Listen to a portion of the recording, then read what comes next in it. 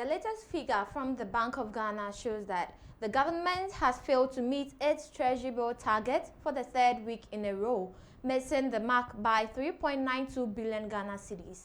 The recent auction recorded an undersubscription rate of 58.67%, in sharp contrast to the previous week when all bids were accepted. Although the government aimed to raise 6.68 billion Ghana cedis, it received only 2.76 billion Ghana cedis in bids. Specifically, the 91-day bill attracted 4.36 billion Ghana cedis in bids, but only 2.09 billion Ghana cedis was accepted.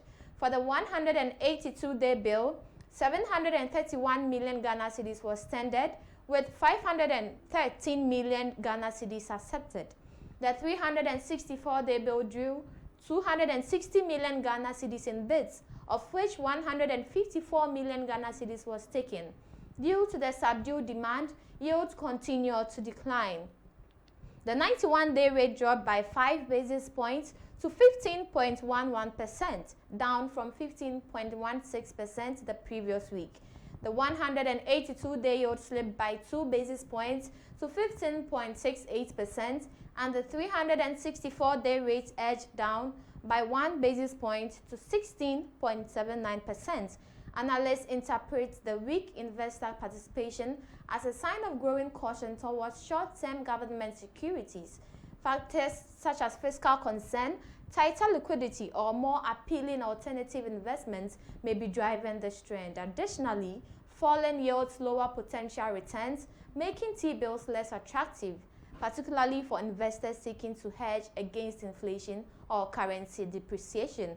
Looking ahead, the government plans to raise 5.54 billion Ghana cedis in the next auction. Moving on, former Vice President of Ghana, Dr. Mahamudu Bawumia, has cautioned against using tariffs to fix trade imbalances, stating that such deficits are rooted in broader macroeconomic issues, not trade policies. Speaking at the International Democracy Union Forum in Brussels, he criticized policymakers for ignoring economic fundamentals and historical lessons. Dr. Bawumia stressed that imposing tariffs is ineffective, as trade deficits are primarily driven by the gap between national savings and investments. One of the things that policymakers are doing recently is a failure to understand the lessons of history as well as the lessons of economics. There are surely trade imbalances. If you look at the share of global trade in terms of exports and imports, Africa has about 2.5% of global exports, has 2.9% of global imports. Asia has 43% of global exports and 38% of global imports. China, 15% of exports, 10% of imports.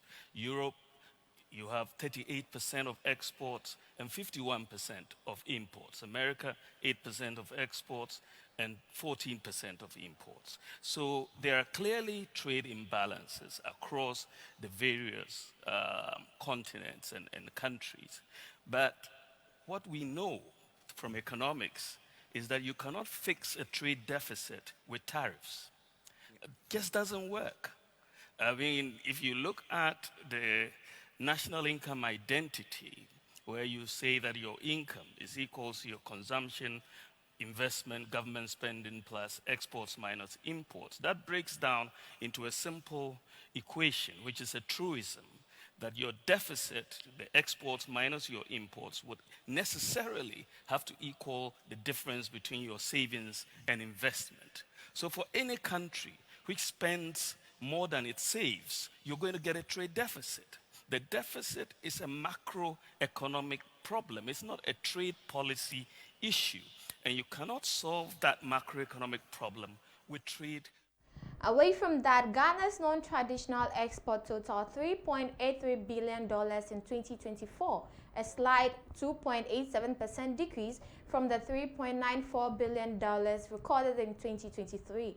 According to the Ghana Export Promotion Authority, this marks the first drop in non-traditional export earnings for 4 years, largely due to reduced iron and steel exports driven by rising production and logistic costs. Despite the decline, the sector showed strong performance in value-added exports. Cocoa paste emerged as the leading non-traditional export, with a 35.5% increase in value. Cocoa butter and shea oil also posted impressive growth, reflecting Ghana's strengthening position on processed cocoa and natural skincare products. Processed and semi-processed goods made up 83.4% of total non-traditional export revenues, indicating the continued shift away from raw material exports. In 2024, Ghana exported 609 different non-traditional export products to 152 countries through 1,543 companies. However, just 86 firms contributed around 80% of total export revenue, pointing to market concentration among a few large players. GEPA credited the sector's resilience to ongoing government and industry efforts, including export promotion, infrastructure development, and training under initiatives like the National Export Development Strategy. GEPA CEO Francis Kojo Kwatin Arthur highlighted the growth in cocoa paste exports as evidence of progress in Ghana's industrialization agenda. GEPA plans to expand trade through frameworks like the African Continental Free Trade and improve market access for small, medium enterprises to strengthen Ghana's global export footprint. Away from that, energy analyst Kwame Junta has emphasized that the recent amendment to Ghana's Petroleum Revenue Management Act must lead to tangible economic benefits for citizens. He argued that reforms should align with the country's long-term development goals, prioritizing investment in infrastructure, industrialization, and energy diversification. Speaking during a Public Interest and Accountability Committee forum on X, that is formerly Twitter, Junta expressed skepticism about the practical implementation of such reforms. He questioned whether the changes would truly serve national interests or end up benefiting individuals due to poor enforcement.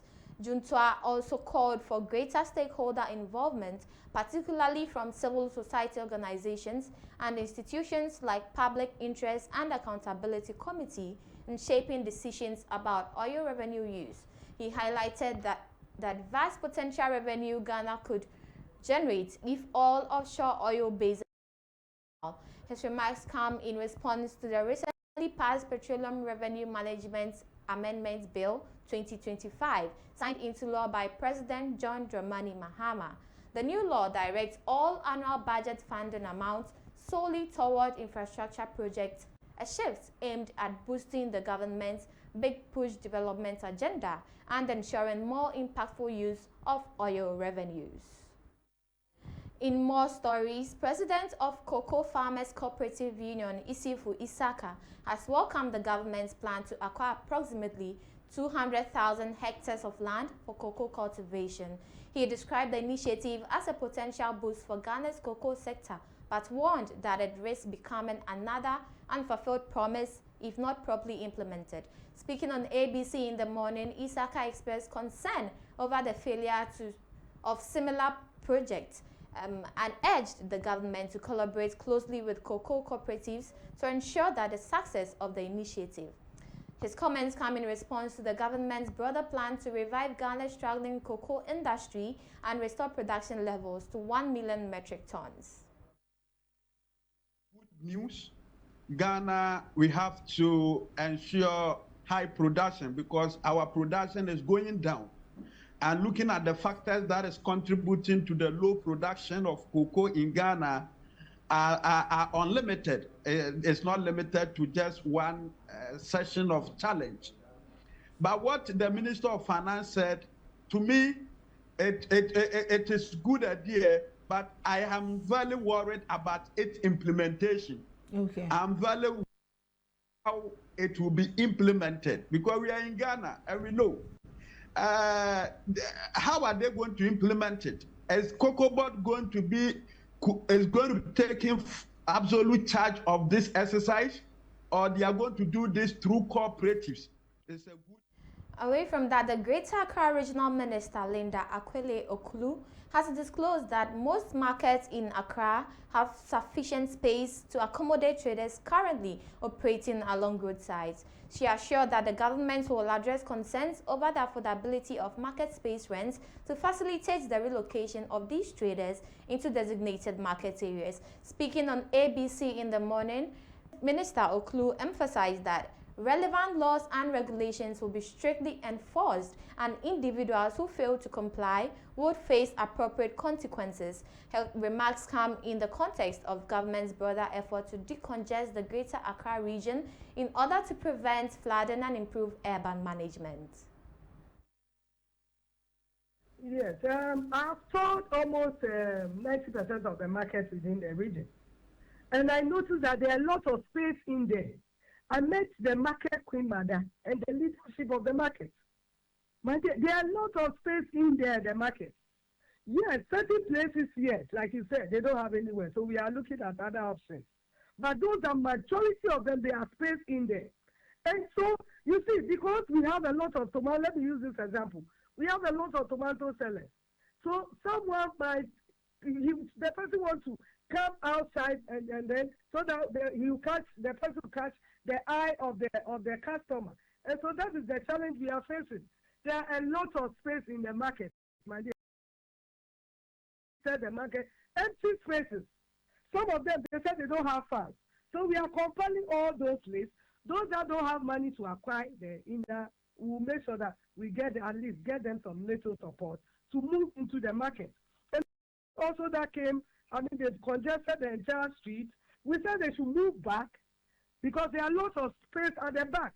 We don't want to be stuck here. I told them they are not going to start, but at least they should comply with that. They should move back. We are going to draw lines in between the roads so that, you don't cross the line. If you cross the line, it's an offense. And so that is what we are going to. But there's a lot of space in there.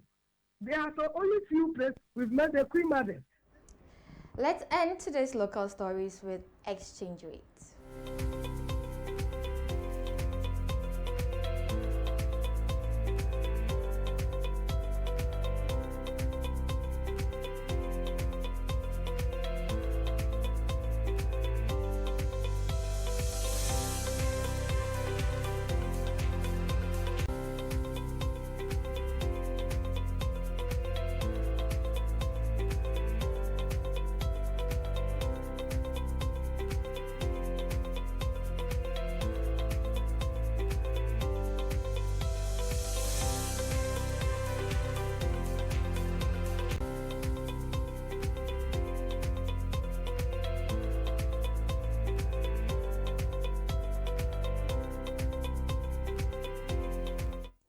That was today's exchange rate from the Bank of Ghana.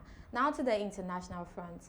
China, the world's largest producer of electric vehicles, is set to establish an EV plant in Nigeria, signaling a major leap for the country's industrial ambitions. The announcement came during a visit by Chinese Ambassador Yu Dunhai to Nigeria's Minister of Solid Minerals, Dr. Dele Alake. Ambassador Dunhai emphasized stronger cooperation in solid minerals, especially lithium, vital for EV batteries. Following the recent high-level meeting between President Xi Jinping and Bola Tinubu, both nations agreed to elevate their relationship to a comprehensive strategic partnership, paving the way for this and other major investments. Dr. Alake confirmed that the Nigerian government has authorized Chinese EV manufacturing operations, urging full-cycle investments from mining to battery and vehicle production. This follows a wave of Chinese activity in Nigeria throughout 2025, from a $1 billion sugar agreement to a new 27-day shipping route from Shanghai to Lagos and a $254 million railway loan Belt and Road Initiative. China's deepening footprint in Nigeria's economy now includes energy, transport, agriculture, and electric mobility, marking a strategic shift in Africa-Asia cooperation. That is all for business news updates here on ABC News Ghana Television. My name is Peggy Nyakwamba.